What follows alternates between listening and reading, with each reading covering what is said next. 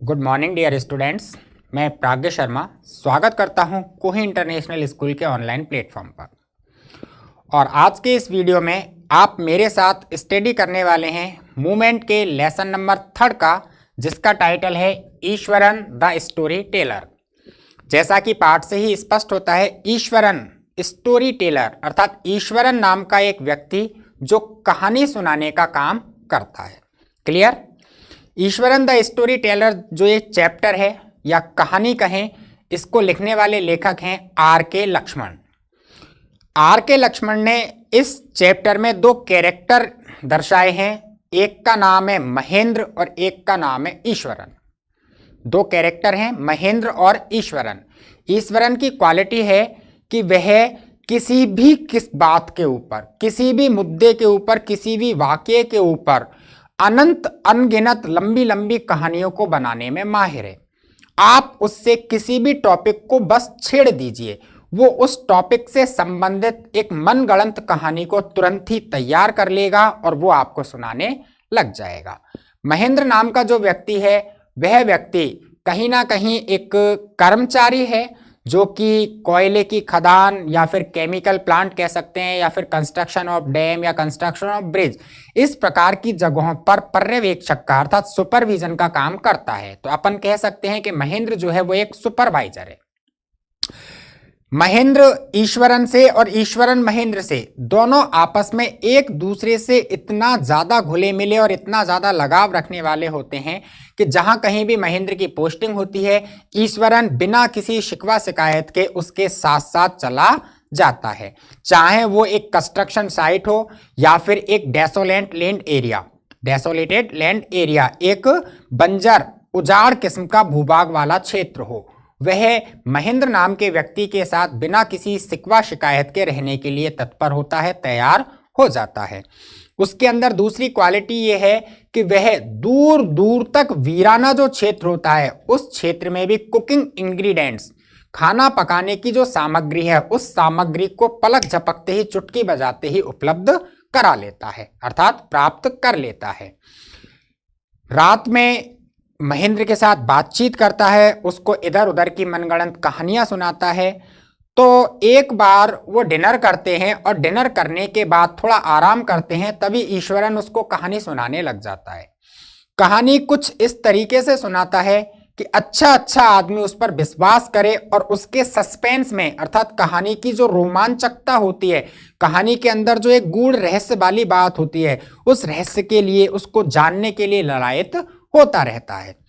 इस प्रकार से R.K. लक्ष्मण इस कहानी को आगे बढ़ाते हैं। तो अब मैं पूरी कहानी आपको सुना दूं तो चैप्टर पढ़ने में मजा नहीं आएगा, इसलिए मैं आपको सीधे ही ले चलता हूं ईश्वरन द स्टोरी टेलर कहानी के ऊपर। क्लियर है? चलो, तो लगातार आप वीडियो देखते रहें और बने रहें मेरे साथ। मैं आपको ले चलता हूं ईश्वरन द स्टोरी टेलर जो कहानी है उसके ऊपर। देखिए, टाइटल है ईश्वरन द स्टोरी टेलर का पाठ। लेखक ने सबसे पहले एक बात कही, उसको अपन पढ़ें कि लेखक अपन से क्या कहना चाहता है। One night Mahendra walk up from his sleep. One night, एक रात, महेंद्र नाम का व्यक्ति वॉक अप, उठ खड़ा हुआ, वॉक अप जग गया, उठ खड़ा हुआ, कि एक रात महेंद्र नाम का व्यक्ति वॉक अप जग गया, खड़ा हो गया, फ्रॉम हिज स्लीप, अपनी नींद से, एंड सा, और उसने देखा, अ डार्क क्लाउडी फॉर्म। डार्क का मतलब अंधकार युक्त, धुंधली सी, अपन कह सकते हैं डार्क, अंधेरा, अंधकार युक्त या धुंधला सा, कि ए डार्क क्लाउडी फॉर्म, एक धुंधली सी, धूमिल सी, काले रंग की फॉर्म, आकृति। He broke out into a cold sweat, और उसको देख करके he broke out into a cold sweat, उसे एक ठंडा पसीना मतलब एक सिरहन सी होने लगी। What it a ghost, was it a ghost, क्या वह भूत था, अर्थात उसने वो एक काली सी, धुंधली सी जो आकृति देखी, जो छवि देखी, जो रूप उसको नजर आया, वह रूप, वह आकृति, वह छवि, वॉज इट आ घोस्ट, क्या एक भूत थी या नहीं थी। इस चीज का अपन को पता लगाना है। तो इस चीज का पता लगाने के लिए अपन पढ़ते हैं Eswaran the story teller. Clear है? आ गई बात समझ में? इसको मैं ऊपर कर लेता हूं जिससे अपन आसानी से पढ़ सकें चैप्टर को। देखिए चैप्टर की जो पहली लाइन है वो कुछ इस प्रकार से है, मैं इसको थोड़ा सा और जूम कर दूं जिससे अपन को पढ़ने में आसानी बनी रहे। देखिए the story was narrated to Ganesh, कि द स्टोरी जो कहानी है was narrated to Ganesh, was narrated सुनाई गई, बतलाई गई, टू गणेश, गणेश को, बाय अ यंग मैन, एक यंग मैन, एक युवा व्यक्ति के द्वारा, महेंद्र बाय नेम, जिसका नाम महेंद्र था, बाय नेम, उसको महेंद्र के नाम से जानते थे। वापस सुने, the story was narrated to Ganesh, Ganesh के लिए इस कहानी का वर्णन करने वाला अ यंग मैन, एक युवा व्यक्ति, महेंद्र बाय नेम, महेंद्र नाम का था। He was a junior supervisor in a firm, junior supervisor, कनिष्ठ दर्जे का पर्यवेक्षक, junior supervisor, he was a junior supervisor, वह कनिष्ठ पर्यवेक्षक था, इन अ फर्म, फर्म का मतलब संस्था, एक संस्था में, विच ऑफर्ड ऑन हायर, विच जो कि, अर्थात संस्था के लिए आया है कि वह एक कनिष्ठ दर्जे का पर्यवेक्षक था एक संस्था में, और वह संस्था ऑफर्ड प्रदान करती थी, देना प्रदान करना, कि वह संस्था ऑफर्ड प्रदान करती थी, हायर किराए पर, सुपरवाइजर्स पर्यवेक्षकों को, at various types of construction site, विभिन्न प्रकार के कंस्ट्रक्शन साइट, निर्माणाधीन जगहों पर। आ रही है ना बात समझ में? कंस्ट्रक्शन साइट, कंस्ट्रक्शन साइट का मतलब होता है वह जगह जिस पर किसी चीज का निर्माण हो रहा हो, चाहे पुल बन रहा हो, चाहे सड़क बन रही हो, चाहे ब्रिज बन रहा हो, या फिर कोई डैम बन रहा हो, या फिर कोई केमिकल प्लांट बन रहा हो, XYZ किसी भी टाइप का कंस्ट्रक्शन चाहिए, निर्माण चाहिए।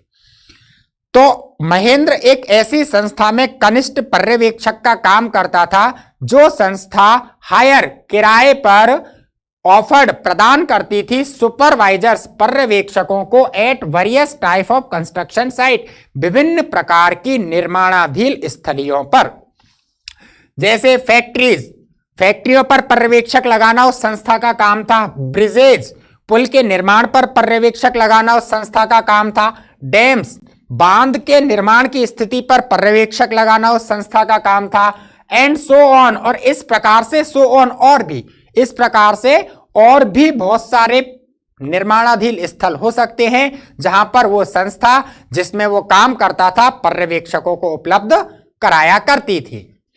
देखिए महेंद्र जॉब, महेंद्र की नौकरी, जॉब का मतलब नौकरी या कार्य, महेंद्र जॉब, महेंद्र का कार्य, was to keep an eye, keep an eye का मतलब होता है निगाह रखना, निरीक्षण करना, कीप एन आई, महेंद्र का काम वॉज टू कीप एन आई, निगाह रखना था, ऑन द एक्टिविटीज, क्रियाकलापों पर, एट द वर्क साइट, उस वर्क साइट निर्माण वाली जगह पर, वर्क साइट वो जगह जहां निर्माण चल रहा है, जहां उसकी नियुक्ति है, कि महेंद्र का काम निर्माण वाली जगह का निरीक्षण करना था, उस पर निगाह रखना था, उसकी जांच पड़ताल करते रहना था।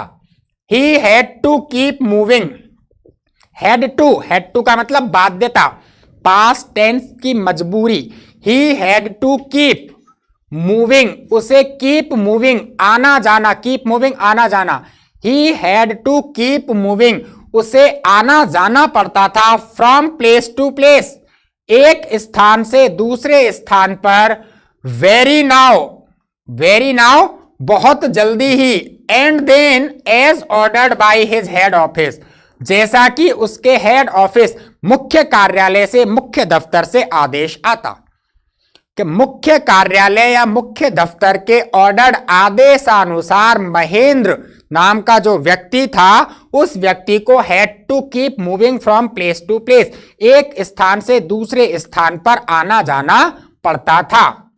From a coal mining area, अब कोल माइनिंग एरिया का मतलब कोयले की खदान वाला क्षेत्र, कोल माइनिंग एरिया कहां, अब वो बता रहा है अपन को, आर के लक्ष्मण बता रहे हैं कि वो कहां कहां कैसे कैसे जाता था, कि from a coal mining area, एक कोयले की खदान वाले क्षेत्र से, to a railway bridge construction site, railway bridge, railway के पुल के निर्माण वाली जगह तक, अर्थात उसकी नौकरी कहां कहां लग जाती थी, कहां कहां उसको काम करना पड़ता था कि कोयले की खदान वाला जो क्षेत्र होता है वहां पर उसकी नौकरी लग गई तो वहां उसको जाना पड़ा। कुछ दिनों के बाद वहां से स्थानांतरित हुआ, वहां से आदेश मिले कि रेलवे ब्रिज कंस्ट्रक्शन साइट, एक रेलवे के ब्रिज का निर्माण हो रहा है, आपको वहां जाकर अपनी नौकरी करनी है। तो वो उस कोयले की खान के क्षेत्र से होता हुआ रेलवे के कंस्ट्रक्शन साइट तक पहुंच जाता था। फ्रॉम देयर और वहां से आफ्टर अ फ्यू मंथ्स, कुछ महीनों के बाद ही, टू अ केमिकल प्लांट, एक केमिकल प्लांट, एक रसायन जो संयंत्र होता है वहां पर जाता था। Which was coming up somewhere, which जो कि कमिंग अप समवेयर, कहीं किसी जगह कमिंग अप निर्मित होने वाला था। कमिंग अप मतलब आने वाला, निर्मित होने वाला। एक ऐसा रसायन संयंत्र जिसका अभी निर्माण नहीं चल रहा है लेकिन आने वाले कुछ दिनों में उसके निर्माण की प्रक्रिया प्रारंभ हो जाएगी, तो उसको ऐसे निर्मित जो स्थान होते थे वहां पर भी नौकरी के लिए जाना पड़ता था। क्लियर है? आगे चलते हैं तो देखिए आगे आर के लक्ष्मण क्या कहते हैं कि आगे वो बतलाते हैं ही वाज अ बैचलर, कि वह एक बैचलर, बैचलर का मतलब होता है अविवाहित, बैचलर का मतलब क्या होता है? अविवाहित, जिसे अपन कहते हैं कुंवारा। ही वाज अ बैचलर, वह एक अविवाहित था। हिज नीड्स, नीड्स का मतलब जरूरतें, आवश्यकताएं, हिज नीड्स उसकी जरूरतें, उसकी आवश्यकताएं, वर सिंपल बहुत ही ज्यादा सीधी थी, साधारण थी। एंड और ही वॉज एबल वह योग्य था, ही वॉज एबल वह लायक था, वह योग्य था। टू एडजस्ट हिमसेल्फ अपने आप को एडजस्ट समायोजित करने में, अपने आप को ढालने में। To all kind of odd condition हर प्रकार की, ओड, ओड का मतलब होता है विषम, हर प्रकार की ओड कंडीशंस विषम परिस्थितियों में। वापस रिपीट करता हूं, समझो। ही वॉज अ बैचलर वह एक अविवाहित व्यक्ति था। सो इसलिए हिज नीड्स वर सिंपल उसकी जरूरतें बहुत ही सहज थी, साधारण थी। And he was able to adjust himself और वह अपने आप को समायोजित करने में सक्षम था, समर्थ था, लायक था। To all kind of odd condition हर प्रकार की विषम परिस्थितियों में। नॉर्मली होता क्या है, आदमी का स्टैंडर्ड हाई होता है, थोड़े से अच्छे दर्जे की नौकरी करता है तो एक बहुत कॉमन सी चीज देखी जाती है, जमीन पर बैठने में शर्म आता है, होता है ना। लेकिन काफी बार अपन ने इतने हायर स्टैंडर्ड पर पहुंचने के बाद भी व्यक्तियों को देखा है कि वो किसी चीज की शर्म नहीं करते, जैसी जगह मिली थोड़ा सा झाड़ा और बैठ गए, हाथ में खाना लिया और खाने लग गए, होता है ना। तो ये थोड़ी सी विषम परिस्थितियां होती हैं उस प्रकार की। जैसे सपोज है, कल्पना कर सकते हैं अपन कि अपन को खाना खाना है, खाने के लिए प्लेट नहीं है, विषम परिस्थिति हो गई, अब खाना कैसे खाएं। तो आपने देखा होगा काफी सारे ऐसे इंसान होते हैं जो हाथ में ही रखी रोटी और रोटी के ऊपर रखी सब्जी और खाना चालू कर दिया। कुछ स्टैंडर्ड शो करते हैं, अपने आप को सुपीरियर दिखाते हैं, तो वो खाते नहीं है, वो कहते हैं पागल है कि ऐसे थोड़ी खाना खाया जाता है। तो वो विषम परिस्थितियों में सामंजस्य कर लिया, हाथ पर रोटी और रोटी के ऊपर सब्जी और खाने लग गए। तो इस प्रकार से वह क्या है, हर प्रकार की विषम परिस्थिति में अपने आप को समायोजित कर लिया करता था। Whether it was an ill occupied, ill occupied का मतलब होता है बदतर हालत का, अव्यवस्थित, सुविधाओं रहित। क्लियर है? इल ऑक्यूपाइड सुविधाओं रहित, बदतर हालत का, अव्यवस्थित, आपकी मर्जी हो जो लगाओ। Whether it was an ill occupied circuit house, अब लेखक बता रहा है चाहे तो वह सुविधाओं रहित सर्किट हाउस, सर्किट हाउस मतलब विश्राम गृह, चाहे तो वह सुविधाओं रहित कोई विश्राम गृह हो और या फिर मेकशिफ्ट कैनवास टेंट, या फिर अस्थायी रूप से कैनवास टेंट, कैनवास का बनाया हुआ कोई तंबू हो, इन the middle of a stone query, stone query का मतलब पत्थर की खदान, इन the middle of the stone query के पत्थर की खदान के मध्य में बनाया गया कोई अस्थायी तंबू का एक डेरा हो, या फिर एक सुविधाओं रहित सर्किट हाउस, एक विश्राम गृह हो, कैसी ही जगह उसको भेज दो। He was able to adjust himself, वह अपने आप को समायोजित करने में पूरी तरह समर्थ था। आगे देखिए, बट लेकिन one asset he had was, one asset, asset का मतलब होता है कीमती पूंजी। क्या होता है असेट? कीमती चीज, कीमती वस्तु, खासम खास। बट लेकिन वन असेट, एक कीमती चीज ही हैड, जो उसके पास थी, वॉज हिज कुक, उसका कुक रसोईया अर्थात उसका खाने बनाने वाला था। कि उसके पास एक बहुत ही कीमती चीज थी, एक बहुत ही खासम खास चीज थी, और वह कीमती और खासम खास चीज उसका खाने वाला बनाने वाला रसोईया जिसका नाम ईश्वरन था वो थी। Clear? The cook was quite attach to Mahendra, quite attach अत्यधिक लगाव रखना, जुड़ जाना। द कुक रसोईया was quite attach to Mahendra, Mahendra से इतना ज्यादा लगाव रखता था, क्वाइट अटैच महेंद्र से इतना ज्यादा आसक्त था, एंड फॉलोड हिम कि वह फॉलोड अनुसरण करता, पीछे पीछे चलता, अनकंप्लेनिंग बिना किसी शिकवा शिकायत के, wherever he was posted जहां कहीं उसकी नौकरी लग जाती। समझो कि वह रसोईया महेंद्र से इतना ज्यादा आसक्त हो गया, महेंद्र से इतना ज्यादा लगाव रखने लगा कि वेयर एवर कि कहीं भी ही वॉज पोस्टेड उसकी नौकरी लग जाए, ही फॉलोड महेंद्र वह महेंद्र का पीछा करता था, अनकंप्लेनिंगली बिना किसी शिकवा शिकायत के। He cooked for Mahendra, cooked for Mahendra Mahendra के लिए भोजन बनाता था। ईश्वरन रसोईया था, काम था खाना बनाना, तो वह महेंद्र के लिए अर्थात अपने बॉस के लिए, अपने मालिक के लिए खाना बनाने का काम करता। वॉश्ड हिज क्लॉथ्स उसके कपड़ों को धोने का काम करता। एंड और chatted away with his master, chatted बातचीत करना, चैटेड अवे बातचीत करता, विद हिज मास्टर अपने मालिक के साथ, एट नाइट रात्रि के समय में। He could wave out, wave out, wave out का मतलब होता बुनना, ताना वाना कसना, बढ़ा चढ़ाकर बोलना, wave out. He could wave out वह बुन सकता था, वह बुन सकता था, गढ़ सकता था, एंडलेस स्टोरीज, एंडलेस कभी ना खत्म होने वाली कहानियां, एंडलेस स्टोरीज अपन यहां कह सकते हैं अनगिनत कहानियां, असंख्य कहानियां, कि वह कभी ना खत्म होने वाली कहानियां, एंड और एनेक्डोट किस्से, एनेक्डोट का मतलब क्या होता है किस्से, छोटे छोटे किस्से, कहानी थोड़ी लंबी होती है, किस्सा थोड़ा छोटा होता है, कि वह कभी ना खत्म होने वाली कहानी और किस्सों को वीव आउट गढ़ सकता था, बुन सकता था, ऑन वेरिड सब्जेक्ट, वेरिड विभिन्न सब्जेक्ट विषयों पर। जैसा कि मैंने स्टार्टिंग में बताया था, आप किसी भी प्रकार के टॉपिक को स्टार्ट कर दो, केवल उसको मौका दे दो बोलने का, वो उस पर अपने मन में एक कहानी तैयार करता और आपको सुनाने लग जाता, और सुनाने में हो सकता है घंटों बीते और यह भी हो सकता है दिन बीत जाएं और कहानी का अंत ही ना हो। यह उसकी सबसे बड़ी क्वालिटी थी। आगे चलते हैं तो इसको और स्लाइड अप करता हूं जिससे समझने में आसानी रहे। देखिए आगे की लाइन जो है वो ऐसी है, Eswaran also had an amazing capacity. Eswaran जो रसोईया था उसका, उस रसोइये में अर्थात ईश्वरन में हैड एन अमेजिंग कैपेसिटी, एक अमेजिंग अद्भुत कैपेसिटी मतलब क्षमता थी, ताकत थी, गुण था।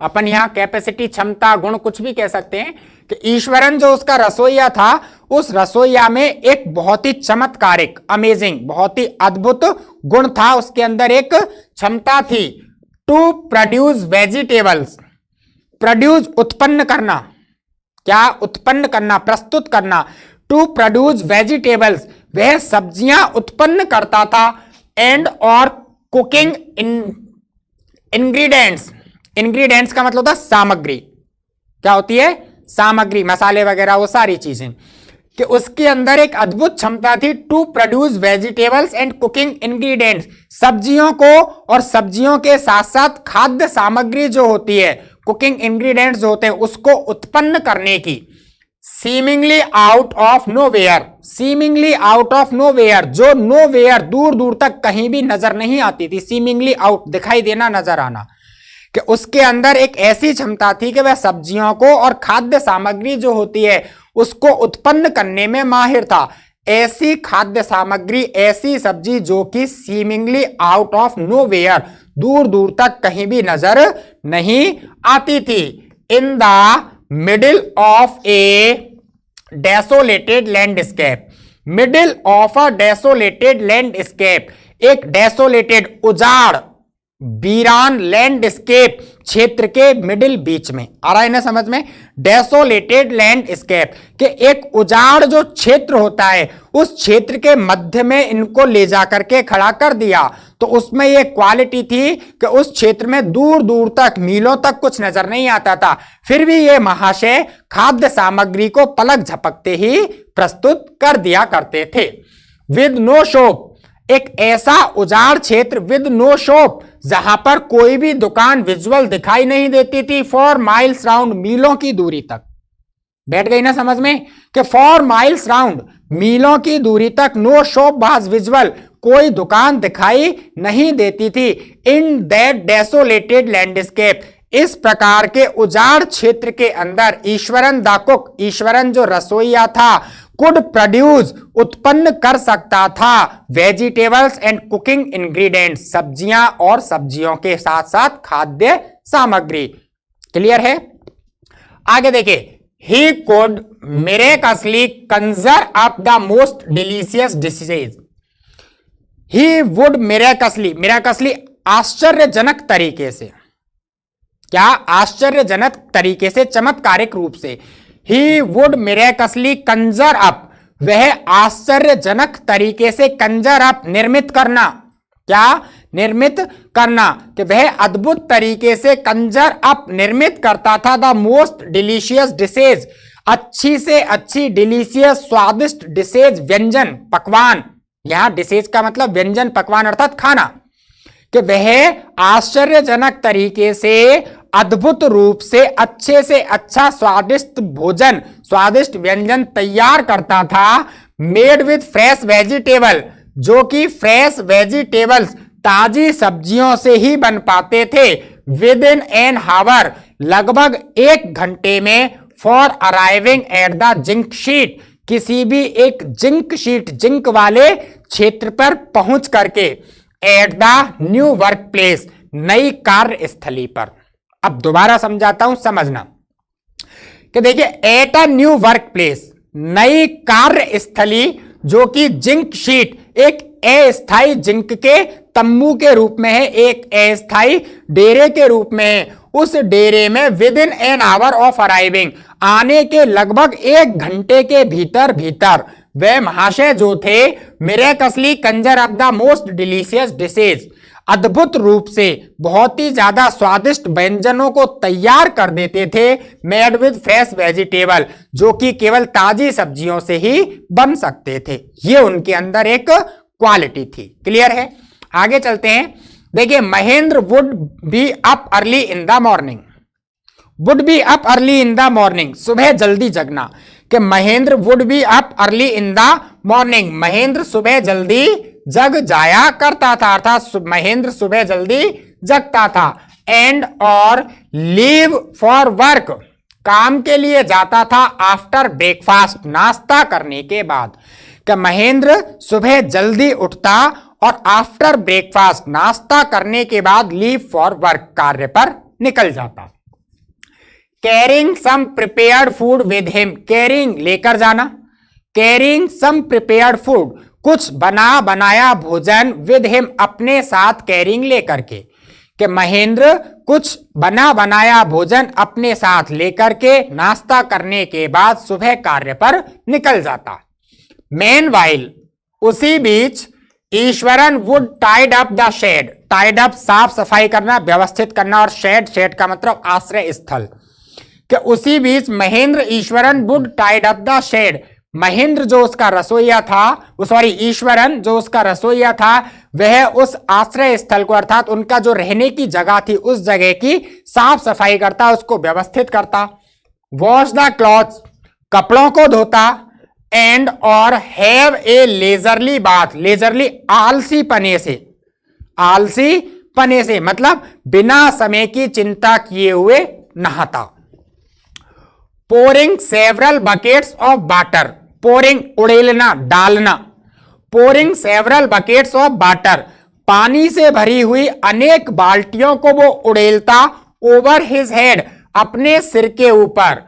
Muttering a prayer all the while, और ऑल द वाइल वो समय जब तक वह नहाता, अर्थात नहाने का वो समय चाहे आधा घंटा लगे या 1 घंटा लगे या 1.5 घंटा लगे, नहाने के जो समय होता था उस नहाने के पूरे समय में मटरिंग का मतलब बड़बड़ाना, मटरिंग अ प्रेयर, एक प्रार्थना सी, एक गाना सा या एक कविता सी, XYZ जो आप मान सकते हो, वो मटरिंग उसको बड़बड़ाता, उसको गुनगुनाता रहता था। नॉर्मली अपन की भी हैबिट होती है, अपन नहाते हैं तो नॉर्मली सिंगिंग करते रहते हैं, तो वह नहाते समय एक प्रार्थना सी होती थी, उसको गुनगुनाता रहता था। It would be lunch time, by then तब तक, it would be lunch time, दोपहर के भोजन का समय होता। आफ्टर ईटिंग, भोजन करने के बाद अर्थात लंच करने के बाद, he would read for a while, कुछ समय के लिए, ही वुड रीड, वह कुछ पढ़ता, कि दोपहर में भोजन करने के बाद फॉर अ वाइल, कुछ समय के लिए, ही वुड रीड, वह पढ़ा भी करता था। बिफोर डोजिंग का मतलब होता पलक झमकना, औंकना, क्या ओंगना, कि ओंगने से पहले, डोजिंग पूर्ण रूपेण नींद नहीं होती है, डोज का मतलब पूरी तरह सोना नहीं होता है, कि दोपहर में लंच करने के बाद जब उसको नींद आती तो वह ओंगने से पहले थोड़ा बहुत पढ़ा भी करता। The book was usually some popular Tamil thriller running to 100 of pages. अब देखिए, द बुक, वो किताबें, आर के लक्ष्मण बताते हैं कि वो जिन चीजों का अध्ययन करता, जिन चीजों को पढ़ता था, वो क्या थी, कि the book was usually some popular Tamil thriller, वो किताबें जिनको वह पढ़ता था, वो किताबें यूजुअली, अक्सर, सम पॉपुलर तमिल थ्रिलर, कुछ प्रसिद्ध तमिल थ्रिलर, तमिल भाषा की थ्रिलर, रोमांच से भरी हुई, 100 ऑफ पेजेस, सैकड़ों पन्ने की किताबें होती थी, कि वह निद्रा करने से पहले, नींद लेने से पहले जिन किताबों का अध्ययन करता था, वे किताबें यूजुअली, अक्सर या प्राय, तमिल भाषा में रोमांच से भरी हुई सैकड़ों पन्नों की किताबें हुआ करती थी, अर्थात मोटी मोटी किताबों को पढ़ता था। इट्स इमेजिनेटिव डिस्क्रिप्शन, उसका इमेजिनेटिव, कल्पनाशील डिस्क्रिप्शन, वर्णन, किसका, किताब का, कि उस किताब का कल्पनाशील वर्णन, एंड नेरेटिव फ्लरिशेज, और नेरेटिव फ्लरिशेज, कहानी को बढ़ा चढ़ाकर कहने का तरीका, would hold Eswaran in thrill, Eswaran को थ्रिल, रोमांच में डाले रखता, कि भाई उस किताब को पढ़ता तो वो किताब की क्वालिटी बता रहा है कि किताब में क्या था, कि किताब में वर्णन करने का और कहानी को बड़ा चढ़ाकर प्रस्तुत करने का जो तरीका होता था, वह तरीका किसी भी पढ़ने वाले व्यक्ति को थ्रिल, रोमांच में, सस्पेंस में, रहस्य में डालने के लिए पर्याप्त था। तो उन किताबों का तरीका ऐसा हुआ करता था। क्लियर है? ठीक है, आज के लिए इतना ही। इससे आगे की कहानी को अपन अगले वीडियो में पढ़ेंगे, तो आप लगातार वीडियोज को देखते रहें, वीडियो को मिस ना करें। मेरा वीडियो देखने के लिए आपका बहुत बहुत धन्यवाद। Thanks for watching my video. ये यहां से बंद कर देता हूं मैं, जिससे अपन को आसानी से दिखता रहे।